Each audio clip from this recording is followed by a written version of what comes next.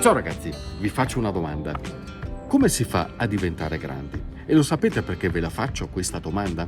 Perché oggi vi racconto una storia molto particolare, molto lunga ma anche molto intensa, perché per tanto tempo ha caratterizzato e continua a caratterizzare questo territorio.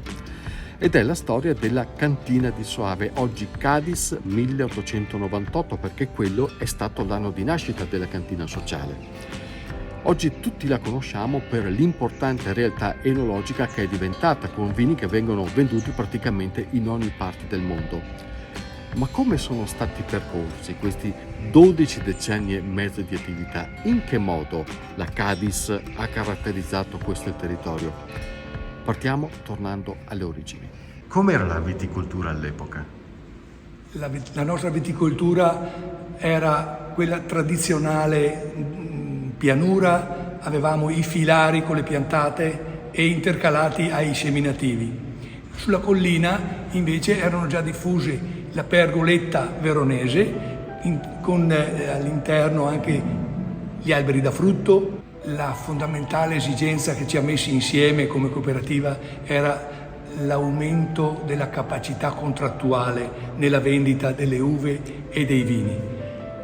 Questo ci permette anche di migliorare la qualità delle nostre produzioni, l'utilizzo delle migliori tecniche enologiche, degli impianti sono stati motore di qualità nei prodotti, diversamente non erano percorsi accessibili al singolo agricoltore.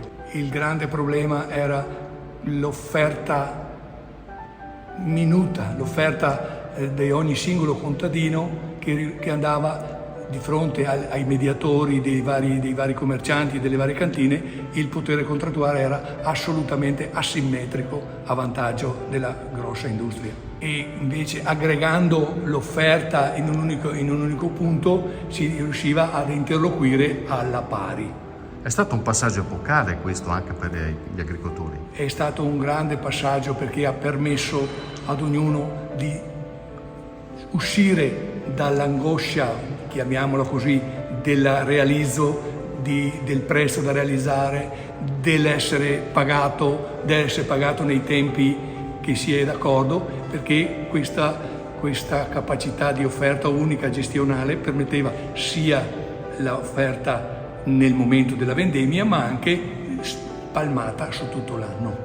E questo quindi ha consentito alle famiglie di crescere? Questo ha consentito di crescere, questo ha generato redditività e questa redditività l'abbiamo poi tradotta in aumento delle superfici vitate. 125 anni sono un contenitore formidabile, perché lì dentro ci sono racchiusi vari passaggi epocali che hanno radicalmente trasformato il volto nel mondo del vino, anche qui nella zona del Soave e non solo. Uno di questi passaggi importanti è stato anche uno dei più sofferti, soprattutto ai primi tempi, da parte degli agricoltori.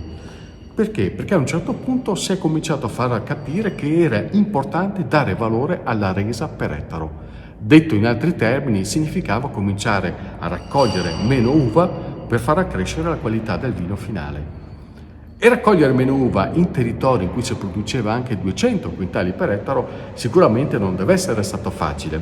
Le perplessità, soprattutto da parte degli agricoltori di magari più vecchia esperienza, qualche tentennamento ce l'avranno sicuramente avuto. Ma poi i cambiamenti hanno riguardato anche molti altri aspetti relativi al mondo della produzione, sia per l'ammodernamento nel sistema di conduzione dei vigneti, per il monitoraggio dei fattori ambientali, la gestione delle risorse idriche, tema oggi sempre più importante. E in tutto questo, in tutti questi passaggi, la Cadiz, la cantina, l'allora cantina, ha avuto e continua ad avere un ruolo fondamentale, sia per l'ammodernamento dei processi produttivi, sia per l'attenzione data alla sostenibilità. E in questo senso allora andiamo a sentire che cos'è il progetto Provit. Il Provit è un sistema che Cadiz ha introdotto nel lontano 1997 e in fin dei conti è un sistema che raccoglie i dati dei nostri vigneti. È stato introdotto principalmente con l'obiettivo di garantire l'ottimizzazione della nostra produzione in termini qualitativi. E cosa fa il Provit? Il Provit raccoglie, come abbiamo detto, i dati, quindi la geolocalizzazione dei vigneti, la superficie, la varietà, il porta innesto, la forma di allevamento e altre tecniche agronomiche che sono importanti per noi da rilevare per capire poi la destinazione di questo vigneto. Inoltre anche i dati che raccogliamo, i dati analitici sul grado di maturazione che vengono raccolti tramite il FOS, dati analitici, vengono dati in pasto al Provit per poi avere una visione completa della qualità e della quantità dell'uva prodotta in questi vigneti per poi poter procedere alla selezione dell'uva in funzione del prodotto finale e quindi delle esigenze di mercato. Se guardiamo le colline del Soave cosa vediamo? Vediamo dei vigneti che comunque sono delimitati da piccole zone boschive e abbiamo anche vigneti che sono delimitati da muretti a secco e sono tutti ambienti nei quali si possono sviluppare una microfauna che poi dà la possibilità agli stessi di sviluppare il proprio ciclo vitale e quindi garantire e contribuire alla biodiversità. Così come pratiche agronomiche che vengono poste in essere nei vigneti, cioè sovescio.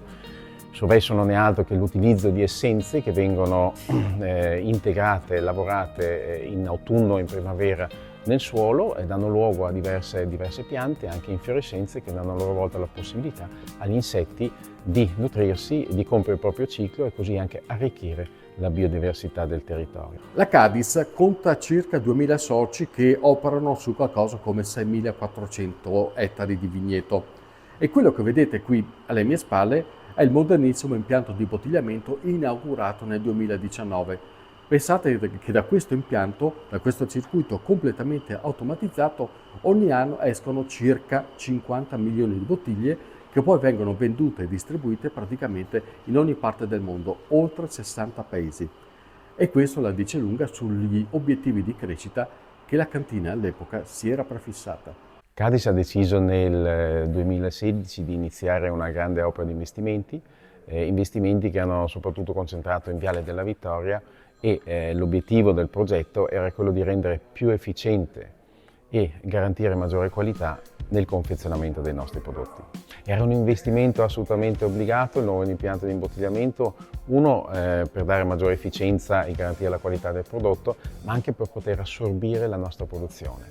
Cadiz rappresenta con i nostri 2000 soci circa 6500 ettari di diverse denominazioni, quindi il nostro obiettivo è crescere sul mercato nazionale, crescere anche sul mercato internazionale e perciò serve anche questo impianto che abbia le capacità di trasferire il nostro potenziale sul mercato. Ci dobbiamo sentire artefici ma anche responsabili, quindi abbiamo l'onore di poter rappresentare questo territorio, questo bellissimo territorio, sottolineo che non è solo del Soave, ma parliamo di Lessini Durello, quindi della Val d'Alpone, parliamo di Soave, parliamo di Cazzano e di Traminia, parliamo della Val di Lasi e parliamo anche delle zone del lago, quindi è un onore rappresentare queste zone, ma anche l'onere di comunicare il territorio, i prodotti e le eccellenze di questo territorio ai consumatori. Il gruppo Cadiz fattura circa 140 milioni di euro e dà lavoro a un qualcosa come 180 persone, quindi un piccolo esercito, un piccolo regno se vogliamo, nel quale nel corso del tempo sono confluite, sono state assorbite alcune importanti realtà enologiche presenti sul territorio, non soltanto in quello del Soave, ma anche di altri vini. Ad esempio la cantina di Montecchi di Crosara per il Durello, la cantina di Lasi per quanto riguarda il Valpolicelle, la cantina di Cazzano di Traminia e recentemente anche l'ultima acquisizione, la Reale del Garda con le produzioni del Bardolino e del Custoza affidate a Terre al Lago.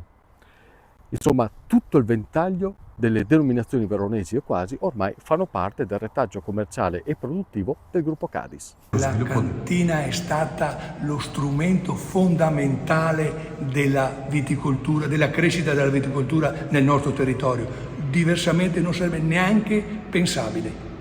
Lei ha vissuto quei momenti di difficoltà contrattuale, quant'altro? Io l'ho vissuta perché sono cresciuto col papà che mi diceva: se fai il bravo ti porto in cantina. Questo era il premio per fare il bravo, quindi queste atmosfere, queste situazioni, primi anni 60, grandissime difficoltà erano anche anni molto più grandinigeni di adesso, per esempio, quindi anche il fatto di avere la cantina sociale che comunque ti riceve il prodotto che hai, perché se hai l'uva grandinata non puoi presentarti sul mercato, mentre la cantina lo riceve, lo tratta adeguatamente e riesce a ricavarne una remunerazione. Adesso ci è arrivato in cantina. Adesso ci sono in cantina, ci sono tutti i giorni, ma le radici, la percezione di cosa significa avere la responsabilità di tutti i nostri 2000 soci è più pesante di come può apparire così a prima vista. C'è un orgoglio in questo però. C'è tanto orgoglio di essere l'identità nostra. Noi siamo viticoltori, siamo cresciuti viticoltori, abbiamo aumentato ogni anno, ogni 3 anni, ogni 5 anni un pezzo di terra, si è piantato, si è migliorato, si è tentato di aggiornare le tecniche, ma proprio come orgoglio di crescita. E infine Borgo Rocca Svevo, ovvero la vetrina commerciale del gruppo realizzata nel 2003, quindi 20 anni fa, ed è subito impostasi come uno dei wine shop più gettonati in tutta la provincia, non soltanto per le degustazioni, ma anche per le tante iniziative che qui vengono fatte, come gli aperitivi, le visite al giardino botanico, il picnic e molto altro ancora, ovvero la possibilità di vivere il territorio con diversi tipi di esperienza. Ma intanto partiamo con un cincin. Ciao ragazzi!